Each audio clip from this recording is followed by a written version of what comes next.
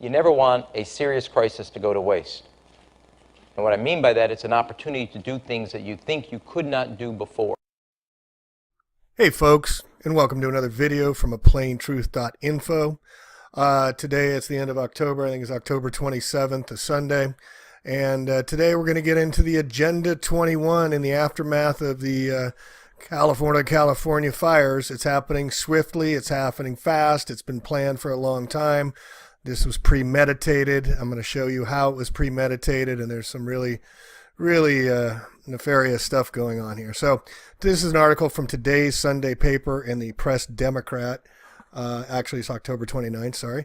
And footprints of the wildfires. And you see what's happening here. The Fountain Grove neighborhood, which I'm going to show you pictures, and we toured yesterday, as well as the Mark West Springs area, Safari West, and the Calistoga Napa wine country. This was called the Tubbs Fire. And you see the footprint here. The red is where this fire occurred here in 2017. And then the other fire is the Hanley fire in blue. And guess, can you figure out what they're going to do, folks? Well, here, first look at these pictures. Let me open this up. Here's some of the pictures of the devastation. And you'll notice that there's areas that were completely, absolutely torched down to the ground. Nothing left. This fire only happened within a couple hours, folks. You see a home perfectly fine here, and everything else is destroyed. And you look at just the decimation that went on in these areas around golf courses, again, around major roads. Check out this. Look at this car, folks. What does it take to melt all the plastic, all the glass, and melt it down? No tires, down to the steel rims. What kind of heat does that take? I mean, the devastation here is absolutely mind-blowing when you drive around all the areas and see that several areas had complete devastation, while other areas had selected devastation.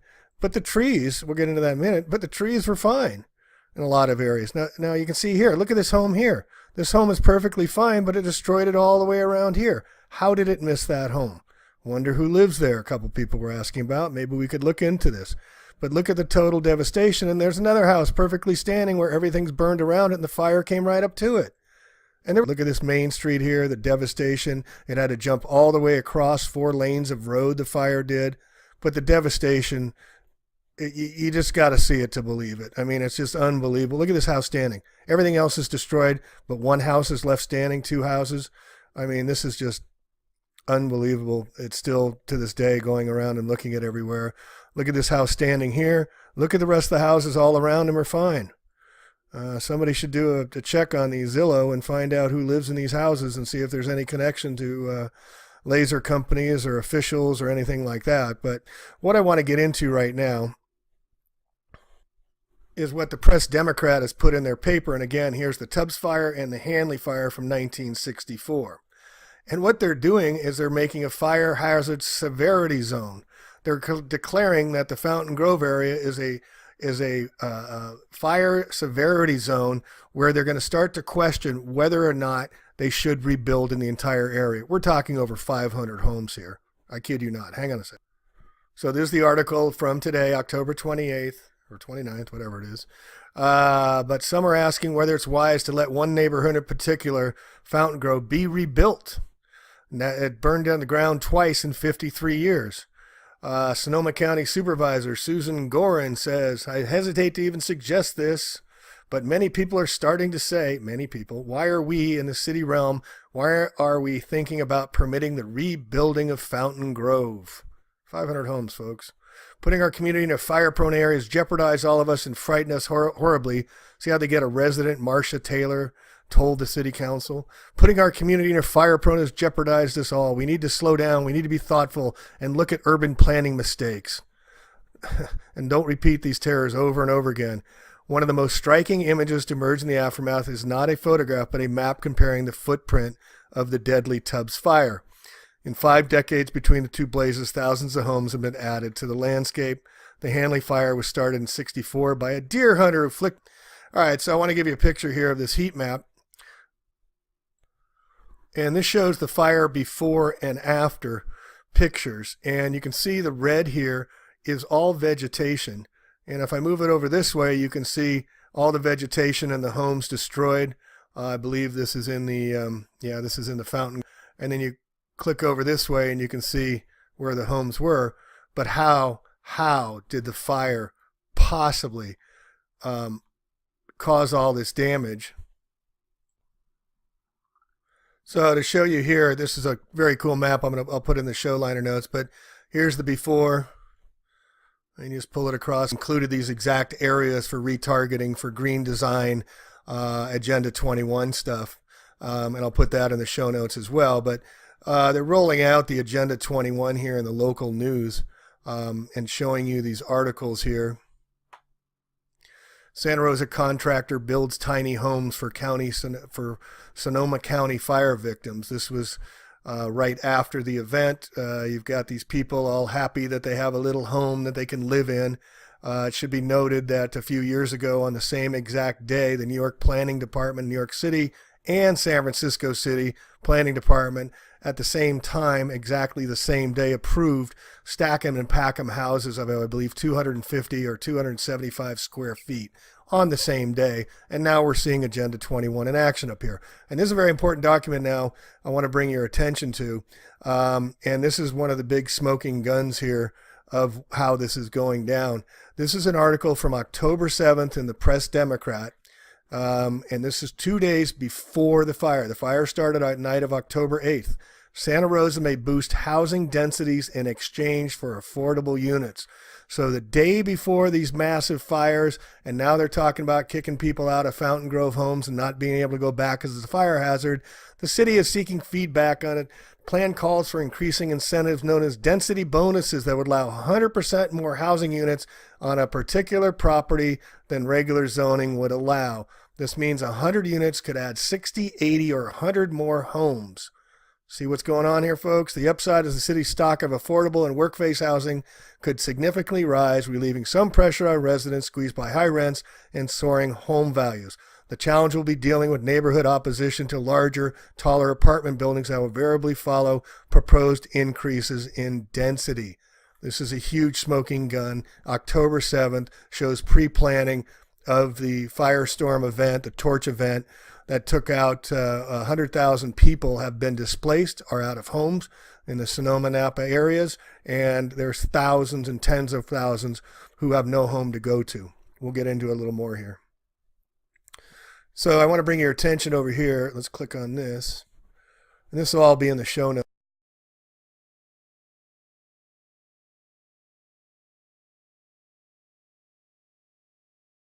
So I want to go over quickly what is Agenda 21, Global Governance 2030, 2045, silent weapons for quiet wars. All of this has been reported and been forecast now for decades. This report from Iron Mountain, this was done, I think, in the 70s, talked about how they were going to reorganize Global Governance 2025, about how they're going to reorganize these two documents. I'll put in the show notes: Silent Weapons for Quiet Wars, Soft Power, report from Iron Mountain, should be critical reads by everyone. And then with Pacific Partnership, Codex Alimentarius, ban vitamins, nutritional supplements, local grown organic foods, promoting vaccines. This is a very important quote here. There's a traditional ruling class, a superclass that agrees on establishing a world government. I submit they already have a world government. Your debt follows you everywhere except for Korea, North Korea, Iraq, Iran, and Syria, formerly Afghanistan, formerly Iraq, and now they're taking over Libya. So centralized power wants central banking. The goal of the superclass is not to lose their wealth and power to transnational middle class, but to extinguish the notion of a middle class and to transnationalize a lower, uneducated, labor-oriented class through which they will secure ultimate wealth and power. The economic crisis serves these ends. Well, we're over $21 trillion in debt in this country, and it'll be very, very easy for them to crash the economy now and destroy the middle class in its entirety. Right now, they're doing the slow boil. So what is Agenda 21? For teaching our children that we are the parasite and we must preserve this environment to imminent domaining large swaths of property, Agenda 21 is in full force today. using terms like localism, sustainability, communitarianism, and volunteerism to steer those in rural and suburbs into stack and pack micro apartments for better control. The agenda is nothing more than a massive corporate land grab for what is left of our precious natural resources. Okay, now this is the precious national resources here map, and I'll include this, and it's a very important map to study. This is the United Nations Convention on Biological Diversity Wildlands Project, UN and U.S. Man and Biosphere Programs, and World Heritage Program as a vital step in attaining sustainable development. For whom? This red here, core reserves and corridors, little to no human use.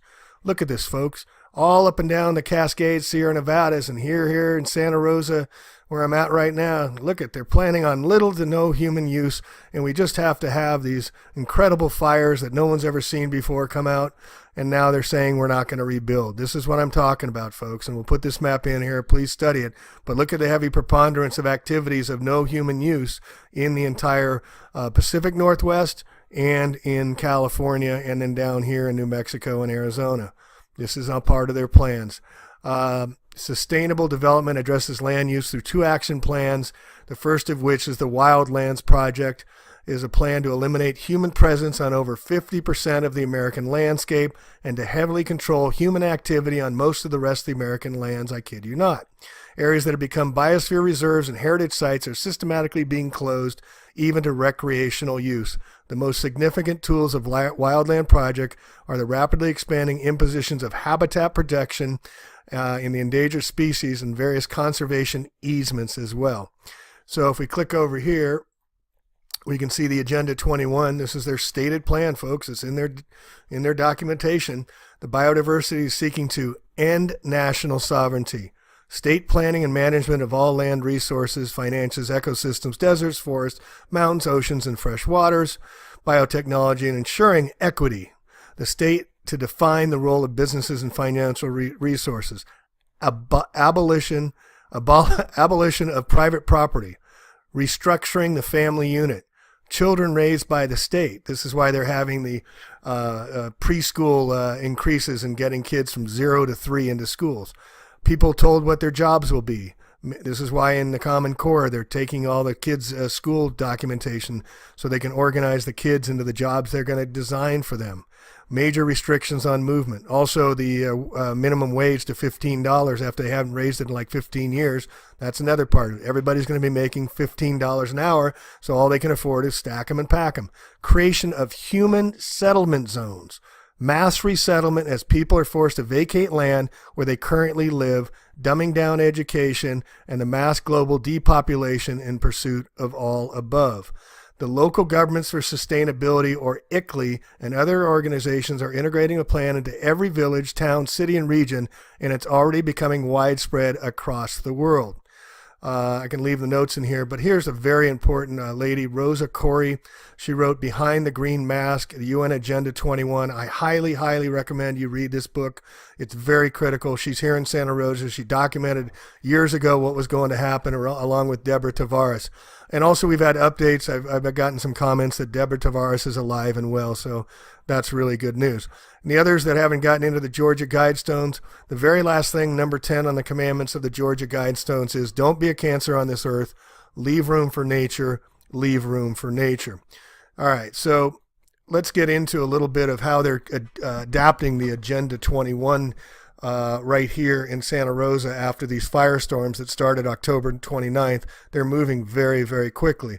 This is the danger opportunity. When written in Chinese, the word crisis is also the other represents opportunity. Here's a little picture, the most selective forest fire in history. You can see it burned down all these houses. Didn't burn that house, didn't burn the tree. These are eucalyptus people. Eucalyptus trees go, you can breathe on them and eucalyptus will catch fire. I mean, this is ridiculous, folks. It was targeted, it was selected, directed energy weapons.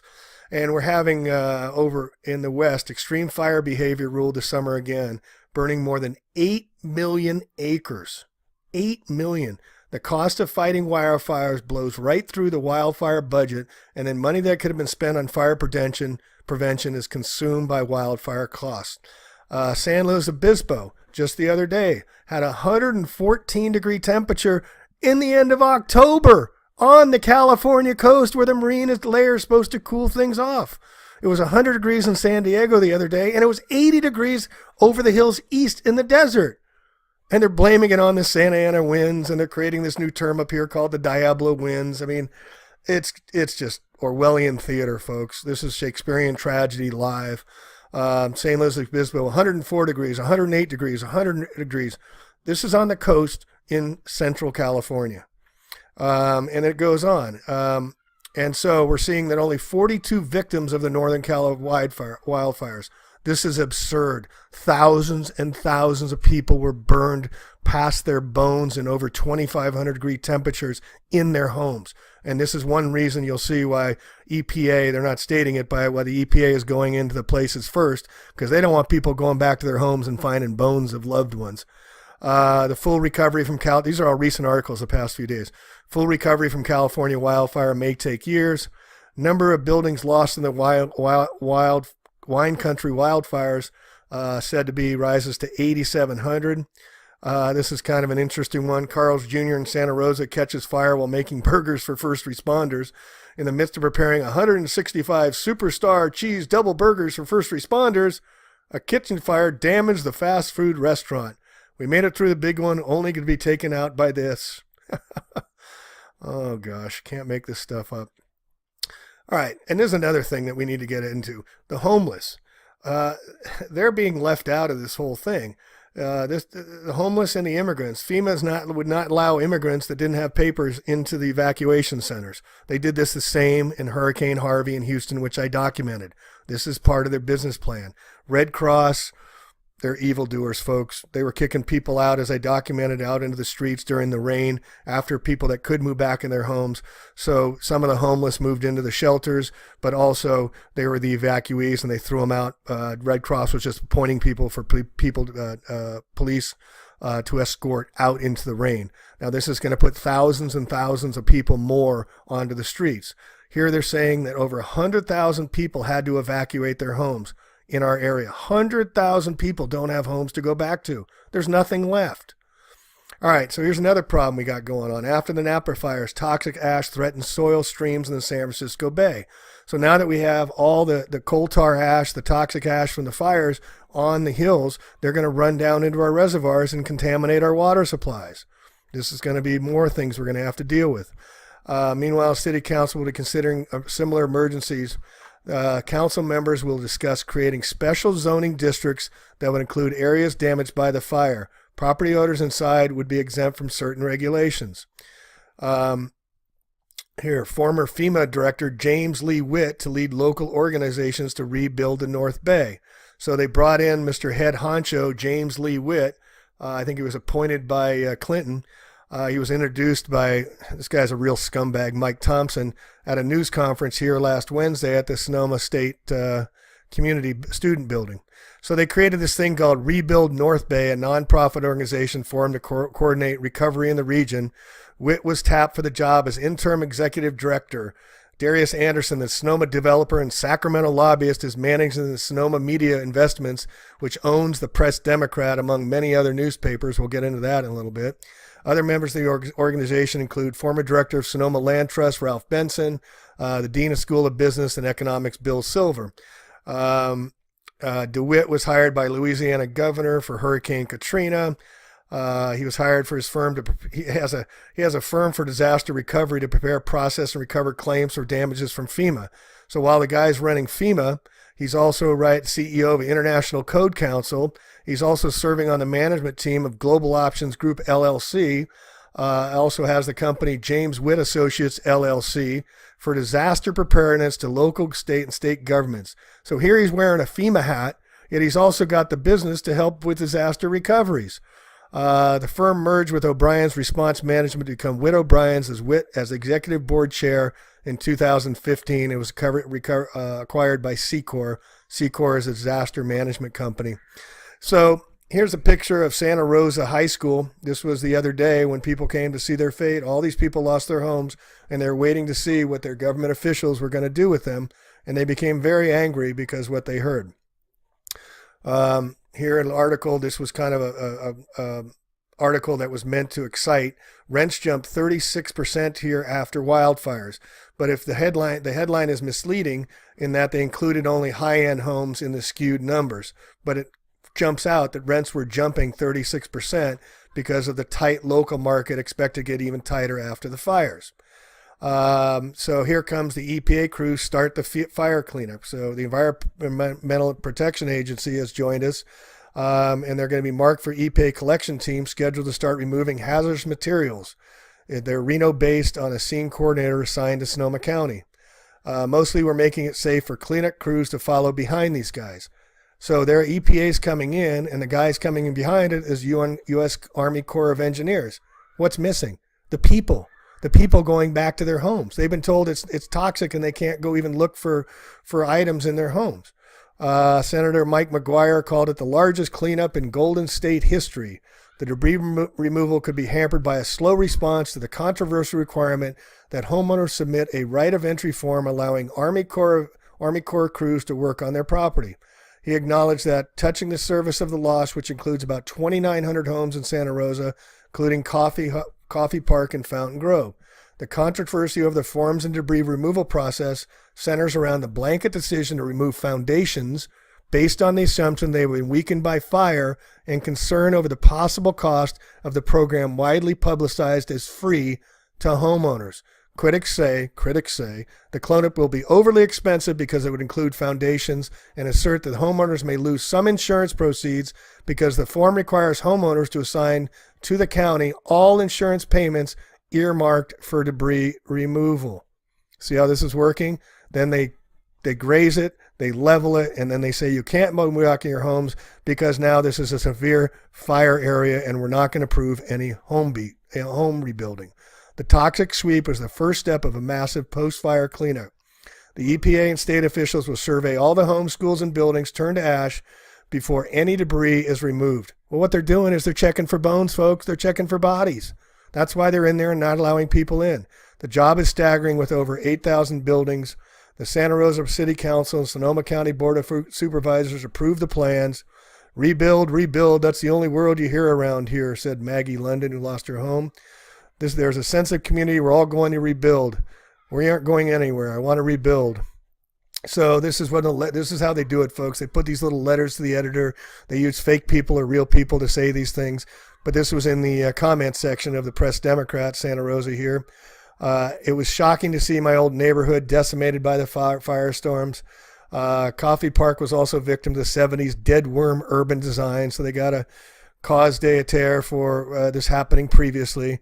The dead-end cul-de-sac mazes designed for cars, not people, where a half-mile walk requires 2 miles of detours and takes 15 minutes to drive 3 miles for milk. Coffey Park has a unique opportunity to rebuild into mixed-use, viable neighborhood. Let's face it, millennials don't want to end up in suburbia and boomers want out.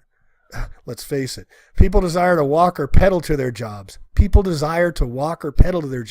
Schools, shops, common service, and restaurants without burning gas or risking dangerous speedways such as Hopper Lane.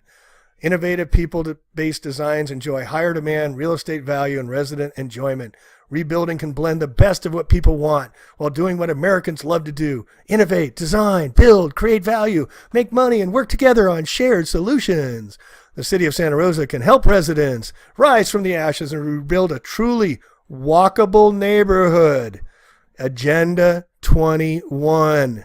Streets are walkable. People gather in pleasant common places. Let's get to work rebuilding Coffey Park and lead in rebuilding America.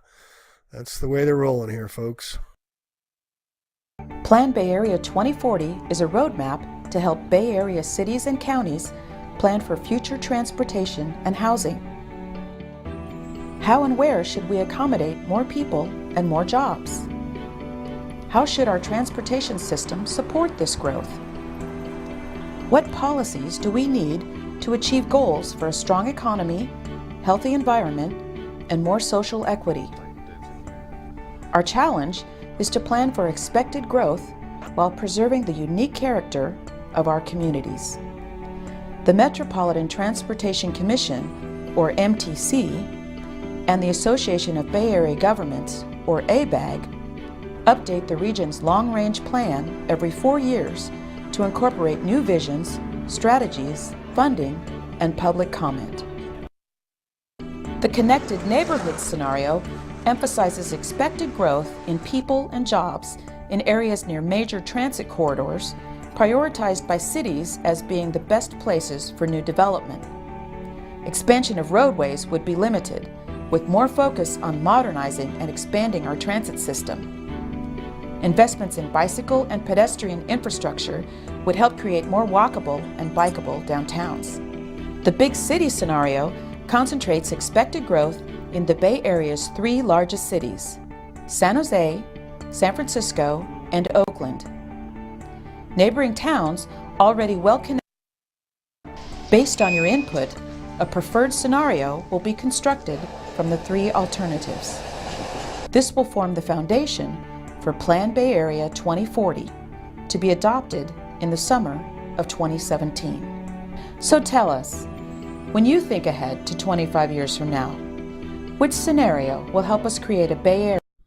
So as you can see, they've been planning this walking towns localized stack and pack Agenda 21 community for quite some time. This is from the Greenbelt Alliance, ready to play a role in planning recovery and resilient future. For decades, people wanted single-family homes or willing to drive the American dream, the white picket fence. That's put many in California's in the fire zone. So clearly a lot of people are in dangerous areas. John Kelly is a research ecologist with U.S. Geological Survey. About a third of Californians live in the wildland urban interface, or WUI. He says he's in downtown San Jose, where a fleet of cement trucks is pouring foundations for a huge project. It's going to have hundreds of units of housing, retail space, and it's walking distance to the public transit. See how they're setting the table on this, folks? And also I want to bring your note to this unfortunate death that occurred just the other day. Santa Rosa Planning Commissioner Sean Faber dies at 50 years old. Faber and Farewell, co-founders of Hybrid Core Homes. Firm's announcement of Faber's passing described him as the spark of innovation that drove us be on the forefront of the housing industry. It sought to marry the affordability and efficiency of manufactured homes with the desirability of stick-built construction, selling modular, factory-built built housing cores that include kitchens, bathrooms. Faber was a creative guy and amazingly talented. He's also dedicated to community friends and served on both the Planning Commission and Design Review Board. Now, this was sent to me by Kathleen E., very important document here. Before I get into it, let me give you a little more background on Mr. Faber. Served on the city's Design Review Board for 6 years, served for 4 years as Planning Commissioner during which he ran for council. He was reappointed to fill the vacancy, and he helped resign to seek election to city council. He had a lot of experience in the buildings. He was a very creative guy. He was amazingly talented. So this was sent documentation to me. The Climate Action Plan for the City of Santa Rosa, adopted in June 5th, 2012. Now you see up here I put in the term walking, because they're going to be planning on making everybody walk. Let's see how many times they talk about walking and biking in the Santa Rosa area. Action items: walking, biking, carpooling, promote walking. I mean, it goes on and on. Improve non-vehicle network to promote walking and biking. You see it all over this, all over. And now we got the stack and pack 'em. Safe routes to school encourage walking and biking. They want to get us out of the cars. We're having driverless cars coming up, battery cars. That's why they got rid of the refineries in Hurricane Harvey, one of the reasons. But we'll include this in the document. And then she sent me this other document here that was a censure, it looks like, a warning to Mr. Faber. It was alleged that you participated in making or influenced governmental decisions regarding Gregory D. Service of Service Structures, a construction management firm in Redwood Enterprises. Specifically alleges that on 4 instances you voted on City of Santa Rosa Design Review Board matters from 2003 to 2005. The complaint alleges that you failed to disclose income from customers listed on your website on your statements of economic interest. I have no idea if there's a smoking gun here, and maybe some of you sleuths can go check into it. But he passed away just days after the fire started. Another just weird coincidence in these many weird coincidences. So I want to bring it over here to one more thing. This is the Sonoma design group that is forming the Rebuild North Bay. And look at this guy. This guy owns the Press Democrat. He owns the newspapers. They're part of the Sonoma design group we're going to get into in the next video. Smoking a cigar with his really fancy shirt and his priceless artwork. Darius Anderson of Kenwood Investments. Given the devastation, the Sonoma Media Investments Group is going to go ahead and help rebuild North Bay with their main goals, and list all these guys, which we'll get into in the next video, Doc. And they formed the Redwood North Bay Relief Fund that's taken in over $11 million of donated money. So we have some other repurposing we're going to try and get that for. Anyway, that's all I got for today. Agenda 21 is here. We'll keep chronicling how they're rolling it out in Santa Rosa. And also I'm going to start providing some solutions and some ideas of how we can mitigate the Agenda 21, the International Community Alliance, which has moved into here, the Sonoma Media Group, the Sonoma Design Group, the laser companies that are all over here as well. But please educate yourself about Agenda 21, because I guarantee you they are in your neighborhood too, and come into a neighborhood near you and study that biodiversity map. And let's raise hell, folks. Let's start our own fire, backfire. We're not going to allow them to do this. We're going to come up with our own ideas. We're going to inform all those who've lost their homes what their agenda is in the communities here, and we're going to be active. We're going to take action. This is the time, folks. If you don't do it now, I don't know what's going to wake you up. I don't know what's going to wake you up. So please, be the change you wish to see. Speak out. Do your homework. Get the book by Rosa Corey, Behind the Green Mask, Agenda 21. Bone up of what's going on. They're using weather war terrorism. We've had hurricanes. We had fires that no fireman has ever just seen before. It's 2.5 weeks later. They still haven't come up with any reason why these fires occurred. They may never. They may not just even care to come up with a reason. All they're interested in is get stack and pack them, get everybody out of the burbs and the rurals and into the cities for greater management so they can have the areas to themselves. Speak out. This is a plain truth. We'll catch you on the next video. Hey, and thanks for all your support, guys. It really means a lot. The comments, you guys are helping further the cause. Your comments are helping. A lot of you are contributing additional information that's helping make these videos more effective and more important. So keep it going. And we're gonna change what has to be changed, folks. We're not gonna let them do it. It's up to us. Tag, you're it. All right, plain truth out. We'll catch the next video, Doc. Thanks for listening. And everything else is destroyed. And you look at just the decimation that went on in these areas around golf courses, again, around major roads. Check out this.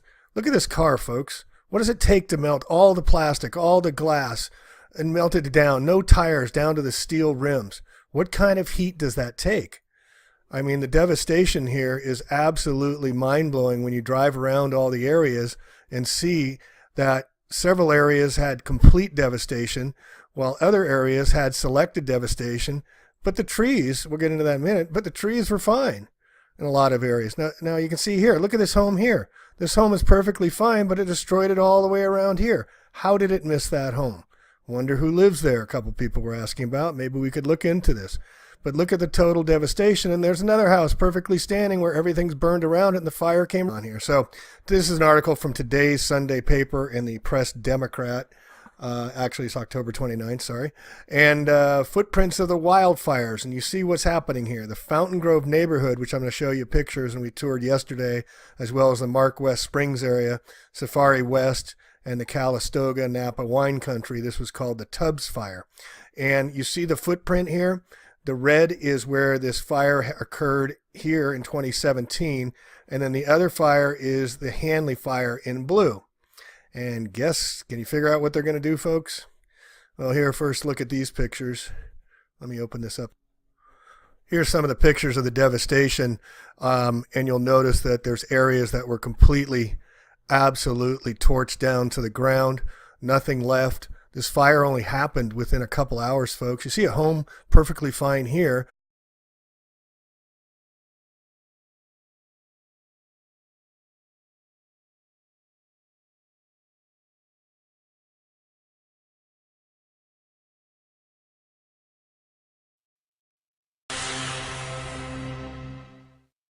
You never want a serious crisis to go to waste. And what I mean by that, it's an opportunity to do things that you think you could not do before. Hey folks, and welcome to another video from aplaintruth.info. Today it's the end of October. I think it's October 27th, a Sunday. And today we're going to get into the Agenda 21 in the aftermath of the California fires. It's happening swiftly. It's happening fast. It's been planned for a long time. This was premeditated. I'm going to show you how it was premeditated, and there's some really nefarious stuff going on. It is a fire severity zone where they're going to start to question whether or not they should rebuild in the entire area. We're talking over 500 homes here. I kid you not. Hang on a second. So there's the article from today, October 28th or 29th, whatever it is. But some are asking whether it's wise to let one neighborhood in particular, Fountain Grove, be rebuilt. Now, it burned down the ground twice in 53 years. Sonoma County Supervisor Susan Gorin says, I hesitate to even suggest this, but many people are starting to say, why are we in the city realm, why are we thinking about permitting the rebuilding of Fountain Grove? 500 homes, folks. Putting our community in fire-prone areas jeopardize all of us and frighten us horribly. See how they get a resident, Marcia Taylor, told the city council. Putting our community in a fire right up to it. And look at this main street here, the devastation. It had to jump all the way across 4 lanes of road, the fire did. But the devastation, you just got to see it to believe it. I mean, it's just unbelievable. Look at this house standing. Everything else is destroyed, but one house is left standing, 2 houses. I mean, this is just unbelievable. It's still to this day going around and looking at everywhere. Look at this house standing here. Look at the rest of the houses all around them are fine. Somebody should do a check on the Zillow and find out who lives in these houses and see if there's any connection to laser companies or officials or anything like that. But what I want to get into right now is what the Press Democrat has put in their paper. And again, here's the Tubbs fire and the Hanley fire from 1964. And what they're doing is they're making a fire hazard severity zone. They're declaring that the Fountain Grove area